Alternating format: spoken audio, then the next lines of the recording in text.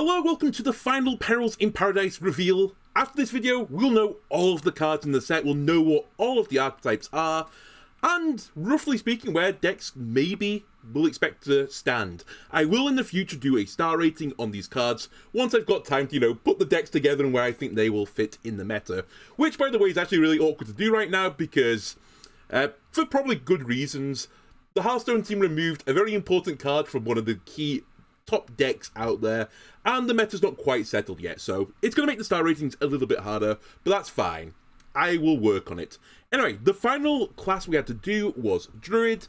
We have seen some Druid cards. Cruise Captain Laura, which was Battlecry summon 2 random locations, and Hiking Trail, where you discovered a taunt minion. After you gained armor, you reopened the location. We are aware, because we've seen the Warrior already, that Warrior is touristing in Druidland, and Druid is touristing in Mageland. And for the first time, we've seen all of the cards for Mage, right? So we know actually how this will wrap around and how the package will work. Based on what we've seen from Warrior, we had a pretty good idea going into this that Druid was going to have a taunt package. Just simply because of the way, the cards have been worded in Warrior, what the tourist roughly did, it had taunt as well, so I kind of expected Druid to have this taunt package. Though from the Mage side of things, I was really interested to see where we were going to go with this. Were we going to go on the big spell side of things, which is mainly the bottom row cards, or were we going to go into this tempo spell mage deck that I'm not still fully seeing?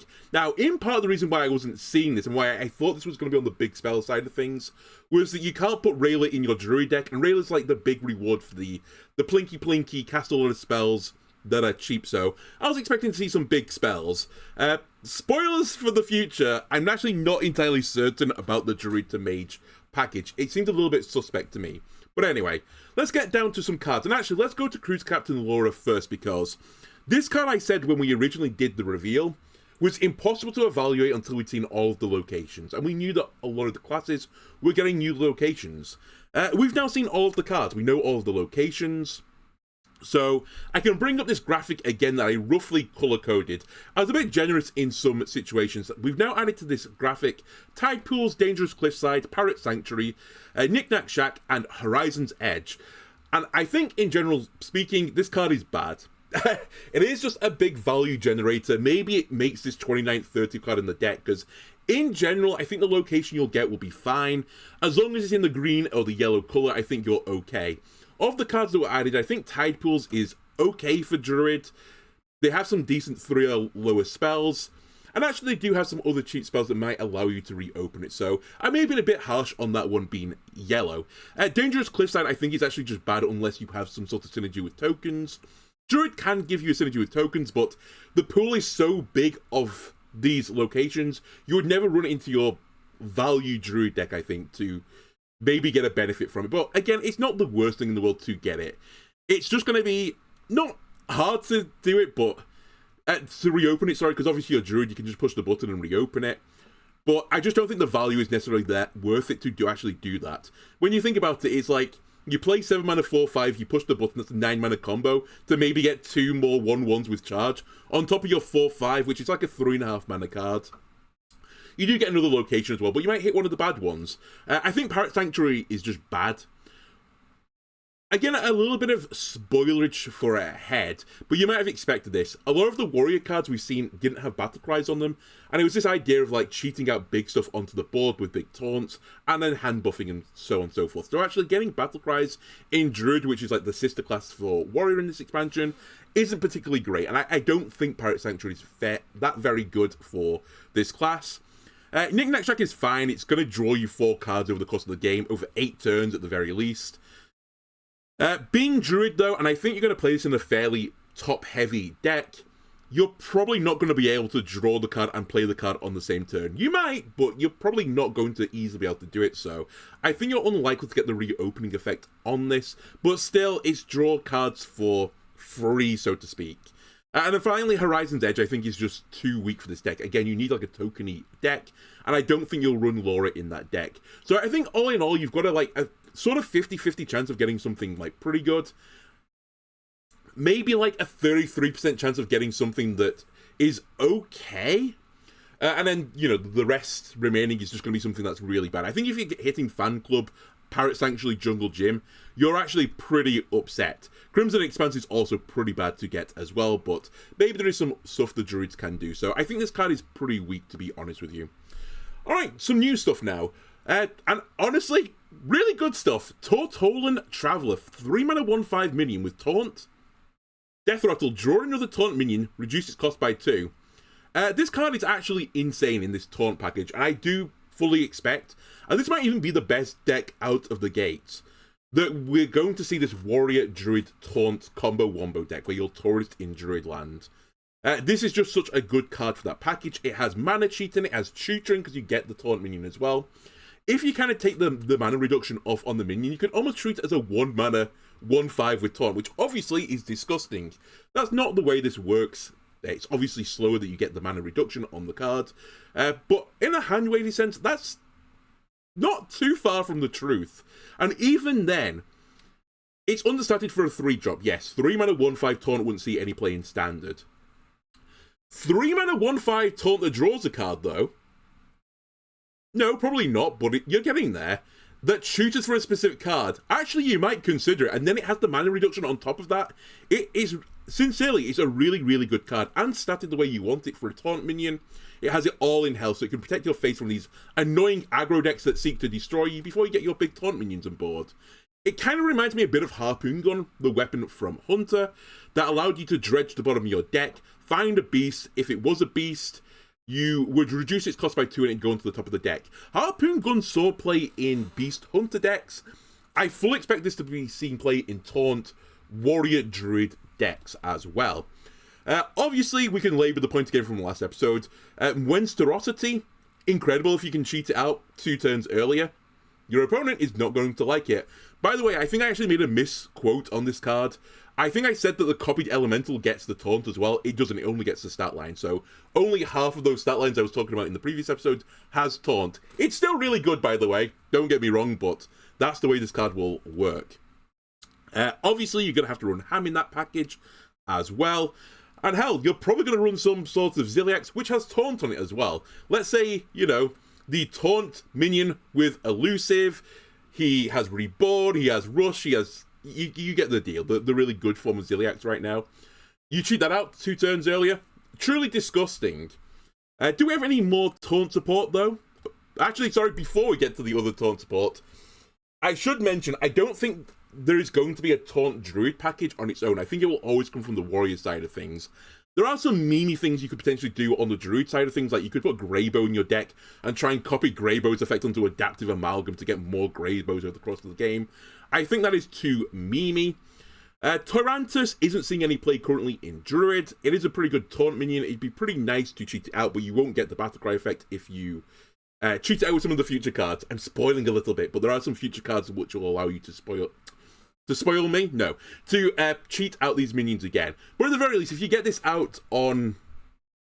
I mean, it's still going to be at 10 mana crystals, so it doesn't move the needle that much. It'll just cost 4 mana to give you the 14/14 stat lines.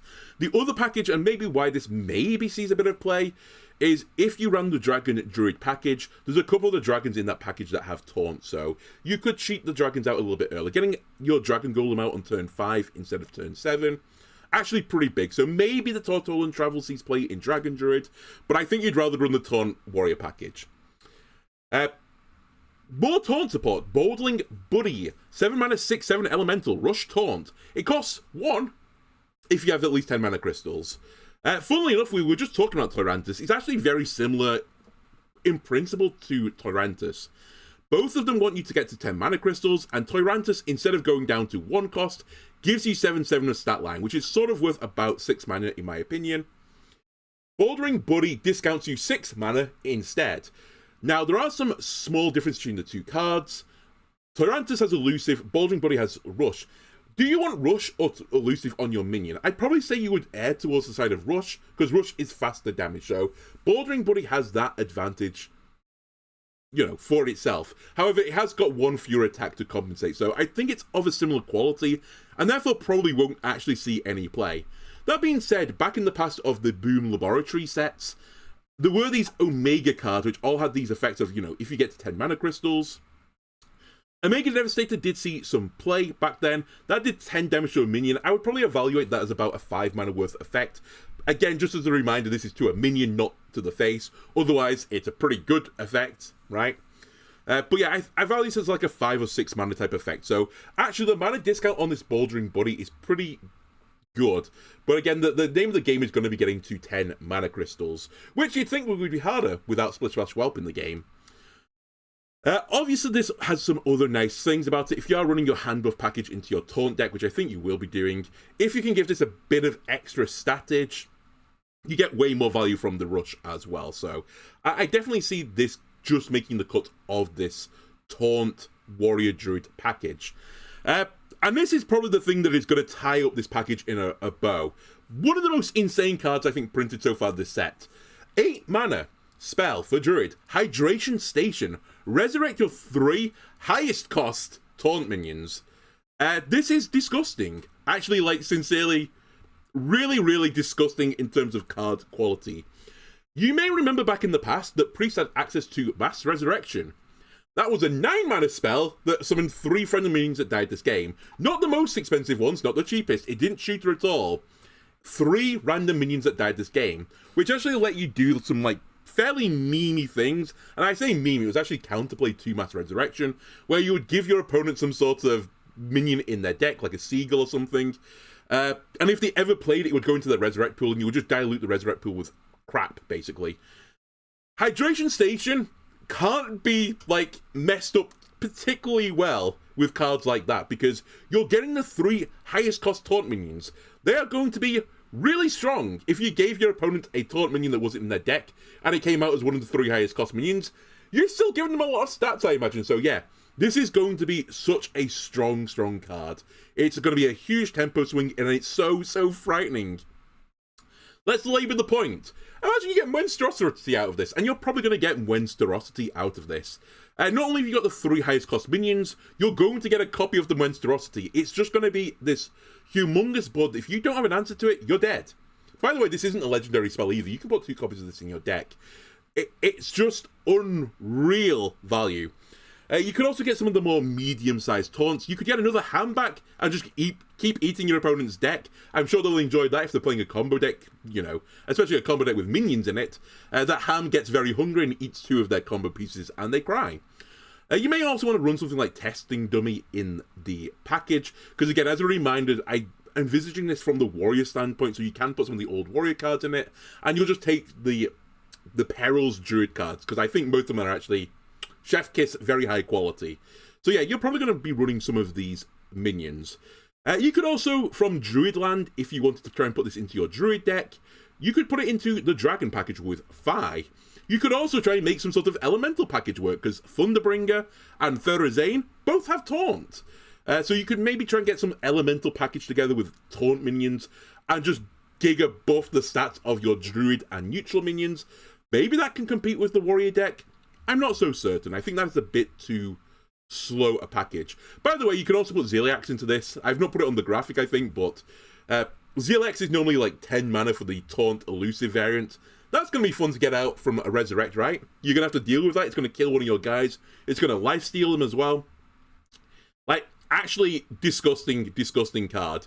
Bearing in mind, Priest got Rest in Peace, which was for 3 mana, you would resurrect your highest cost minion, and your opponent would do the same. If you tripled Rest in Peace to get the similar effect to Hydration Station, that would be 9 mana, and you'd give your opponent 3 minions as well. For 1 mana less, you get it only on your side of the board, and it tutors very specifically for certain cards. Seriously, this card is actually giga insane. I just think this Warrior Druid package is going to be so strong. We also have Dozing Dragon. 5 mana 3/5 Dragon, dormant for 2 turns. While dormant, summon a 3/5 Dragon with Taunt at the end of your turn. Kind of weird. I feel like this card sort of sits away from all other packages. We have seen these while dormant effects before. Recently we saw it with Magtheridon. Magtheridon did 3 damage to all enemies at the end of your turn, and it was dormant for 2 turns. So you would kind of get like Consecration Plus twice.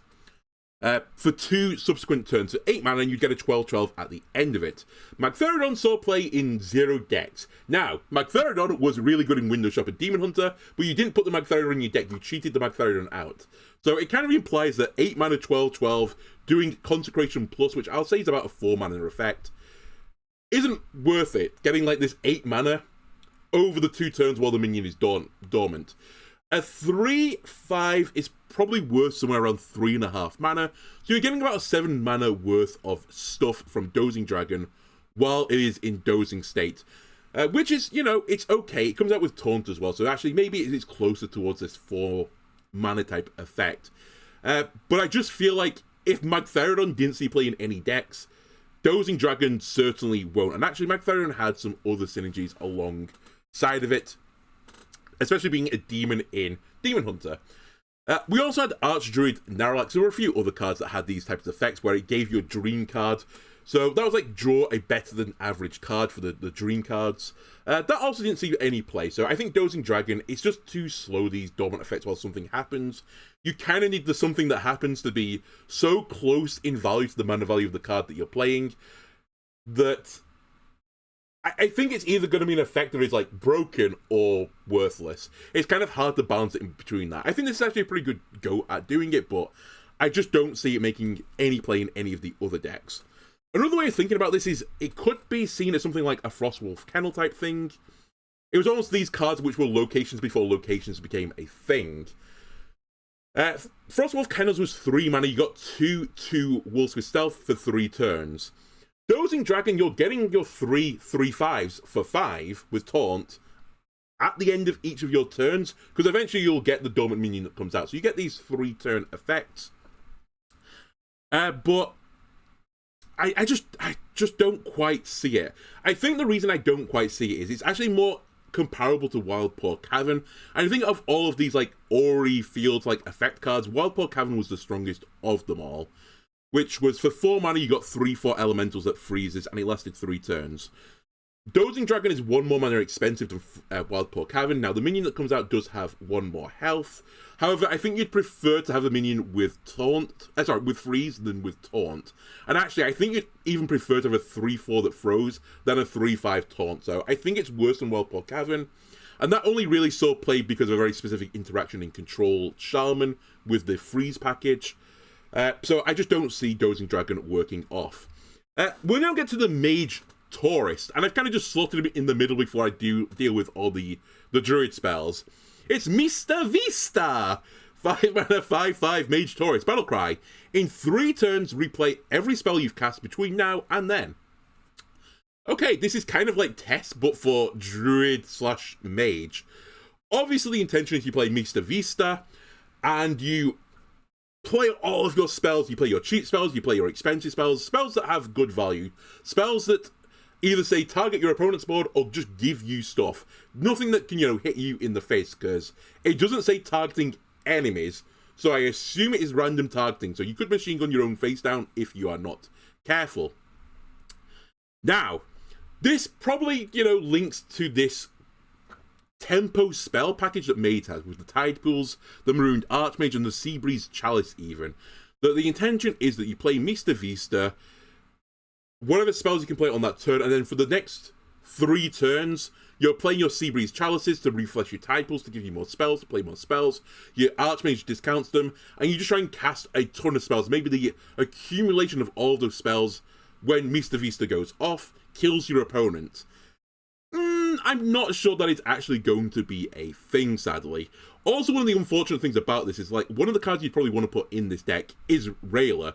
But obviously you can't, because you can't put the Mage Tourist, the Paladin Tourist card from Mage into the Mage Tourist from Druid. Very complicated. You're just not allowed to do that. So it's a real shame that you can't put Railer in that deck. And actually, when you really think about it, or at least when I think about it, I feel like you're going to get more value doing this plinky stuff from Railer with the Divine Shield minions and playing it more like a tempo-y token type deck, and with the Druid cards with the Paladin cards than you'll get from the Druid cards. Just to go through this a bit more and labour the point, the other side of the package for Mage, which you might say why would you not use it with this package, is Big Spell Mage, right? It's clearly the intention is to get these giant spells, cheat them out, You know, that type of thing. However, are you going to run Big Spell Mage without Sunset Volley or the Galactic Projection Orb? I just don't see it. I feel like you'd be better off running Big Spell Mage as Big Spell Mage, playing your Sunset Volleys, playing the new Tsunami, playing some of the other like big stuff like that, the one that draws a big spell, or draws a spell and gives you a minion of that cost, and then just trying to finish them off with the Galactic Projection Orb instead, rather than trying to get Mr. Vista to combo them down. I may be wrong, as we're about to see in the future. There is a lot of mana cheat in Druid, and you could put those cards into your Mage deck, and maybe you can just draw through your entire deck and actually just machine gun them down. That's not too dissimilar to Spell Mage currently, or No Minion Mage currently. That deck isn't performing particularly well, so I kind of feel like this won't perform particularly well either, but I could be wrong. Anyway, let's get to some of the spells. We have Trail Mix, 2 mana nature spell, gain 2 mana crystals, next turn only. Okay, clearly the intention of this card is you play your Trail Mix for 2, which basically is it's like 2 mana do nothing type thing. I know I'm being a bit tongue-in-cheek about this. It's 2 mana to do nothing, but you get the 2 mana crystals on the future turn. Obviously, then intend to cheat out something on the next turn that is going to like help you stabilize from doing this effect on the previous turn. An obvious choice is on turn 3, you play your Trail Mix. You get another mana crystal for the turn, you get 2 more mana crystals, that takes you to 6, and then you play Doomkin on what was effectively turn 3. Steal your opponent's mana crystal, you get that mana crystal permanently, and on the future turn you lose those 2 mana crystals again. It kind of reminds me a little bit of Mana Burn from Demon Hunter. Now, you might say how. Mana Burn denied your opponent 2 mana crystals, so they had less things they could possibly do on their next turn. Trail Mix is kind of the opposite, where it gives you the 2 mana crystals to allow you to do more on your turn than you otherwise would do. It is valued at 1 mana higher, and I do actually think that might be a bit of a big deal for Trail Mix. I actually think it might not see some play. Now, this is also in part because I know some of the future cards coming up. The other reason to play this card potentially is if you want to do a combo that is more than 10 mana, maybe even more than 13 mana, again, spoilers ahead, and you might want to do your Trail Mix into that combo so you get 2 mana crystals on the future turn. Actually, it won't go above excess. It's even irrelevant to that. But if you wanted to do your combo earlier, so to speak, you wanted the 2 mana crystals early, I think if this became an issue, people would just run Cult Neophyte. You would play that, and then your opponent just couldn't do anything with the 2 additional mana crystals. I just don't see it. And the main reason I don't see it, by the way, is because of this card. New Heights, 3 mana Druid spell, increase your maximum mana by 3, and gain an empty mana crystal. Oh, cool. Druid has got Wild Growth again. Well, Wild Growth Plus. So, Wild Growth used to be, and I think it is currently again, 2 mana, gain an empty mana crystal. And this was probably the classic Druid card. It almost saw play in like every single Druid deck, especially in Ramp Druid, unsurprisingly. This card was so good, it was nerfed to 3 mana crystals, and people still played it at 3 mana crystals. It did obviously knock Druid down a little bit, but there isn't out of the realms of like probability of using this card. New Heights is the 3 mana version of Wild Growth, but you also get the positive of going beyond your normal mana crystals, which for Druid is normally really good because you have a lot of big stuff you want to play, and if you can play multiple big things per turn, it's harder to answer. Also, just before the recent removal of Splish Splash Whelp, Combo Druid, or whatever you want to call it, was the premium tippy-toppiest of decks. It was arguably in its own tier, in its own right. Splish Splash Whelp was taken out of the game because it had such a disgusting win rate once you played it. It was too strong. It morphed the meta. Now, a couple of days later, New Heights has been added to the game, which will just slot straight into that deck, and it will rise back up the rankings. Now, I don't actually think New Heights is as good as Splish Splash Whelp, especially in the deck that is currently being ran. Part of the reason this card was so disgusting was that you could potentially get copies of it, and it could be treated out for dragons, and had dragon synergy with the other dragon cards. So, it had more than just the value of the effect itself, but still, if you just want the additional mana ramp to get to these late game plays as Druid, this New Height card is real good. Also, and I've not gone through all the combo stuff for this, obviously it's going to make setting up these combo plays with spell damage Druid that much easier. Instead of working with 10 mana crystals, you're going to be working with 13 mana crystals. Just as like a very like quick, back of the hand calculation, if you had 2 magical dollhouses on the field, which is not unreasonable, you could play Alonius Swipe Swipe, that is 13 mana, and you're doing 20 damage on that combo. That's pretty good, bearing in mind I've not worked out all the other, mana refreshes along the way, which you could obviously do with Druid, because they like to mana cheat. The other spells that, discount the spells in the future and give them more damage. There's a lot of things you could potentially do with this deck, and New Heights is just going to, help you get there. Also, as I kind of alluded to with the mana refresh, why refresh 10 mana crystals when you can refresh 13 mana crystals? Effectively give you like 26 worth of mana on a turn. Yeah, ENR will love this, so wow, insane card. By the way as well, of course, Warrior can put this into their deck, and I honestly think Control Warrior might want to consider just putting the Tourist into their deck to grab New Heights and maybe one other card. And that might make Control Warrior a little bit better. It gives you a bit more reach on the give you a ton of armor during a turn to try and one-shot your opponent. So maybe that is something else you need to look out for. Now, why may you want to go into Control Warrior as well? Well, we also have this card. 7 mana Sleep Under the Stars. Choose thrice. It's an arcane spell as well. Choose thrice. Draw 2 cards. Gain 5 armor. Refresh 3 mana crystals. Ah, cool. This is potentially 0... Not even 0 mana. It is -2 mana. Cast a spell. That's actually kind of spooky. Now, there's not too many ways to abuse this, and I've mentioned this in many videos in the past, in previous sets. Whenever a set is printed with a 0-cost spell, you have to be so careful of the 0-cost spell, because it normally can enable some other really memey shit. And Druid, in a very recent past, had this Miracle Druid deck where he wanted these cheap spells. Now, depending on how you do the iterations of Sleep Under the Stars, if you pick 3 mana crystals 3 times, you spent 7 mana to refresh 9 mana, which is basically net -2 mana to also cast a spell along the way. This is similar to Innovate, but it's actually better than Innovate. Now, again, you could say you're wrong, and I do appreciate it's not quite that simple. You have to have the 9 mana crystals to start, whereas Innovate, you didn't need the 9 mana crystals to start. So it doesn't quite work out that way. But potentially on, if there was ever this package where you want to just cast tons and tons of spells, for example, if you want to try to do this Plinky Plinky Mage deck, I don't actually think you'll run this in this deck, but maybe you could consider trying to do something like that. If you wanted to try and run a deck, though, with like Contaminated Lash towards this Miracle side of things, or the Prison Breaker, and you're just looking at casting spells, then legitimately 7 mana, refresh all your mana crystals is probably fine, just to give you this cast a spell effect. Unfortunately, there's not too many ways to abuse that right now in Standard. I'd probably say the only thing you could actually do right now is do Pyrotechnician to cast tons and tons of spells, and maybe get some that go face and finish off your opponent that way. But I think I don't like this card. I don't like the idea of 0 mana cheat mana, which is kind of what this could be seen as long as you get to the late game. Just because it's going to make cards being printed in the future that have any spell synergy for Druid, or even in neutral, you have to be so careful. They're going to have to be so careful designing them, because Sleep Under the Stars is going to do disgusting things. Now, not only could you pick 3 mana crystals 3 times, you could also pick gain armor, 5 armor 3 times. That is 7 mana, get 15 armor. Odin would love that, especially if you run this with the New Heights card. Takes you up to 13 max mana. You play this, get 15 armor.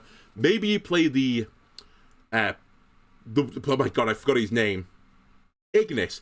You play Ignis, you get the 1-drop weapon on that turn. You play it with Wind Fury. That's lethal. Unless your opponent has a ton of armor as well, and you're in the mirror matchup. That is actually really, really frightening. Funnily enough, the one side of this, if you gain 3 of one thing, the weakest one is actually draw 2.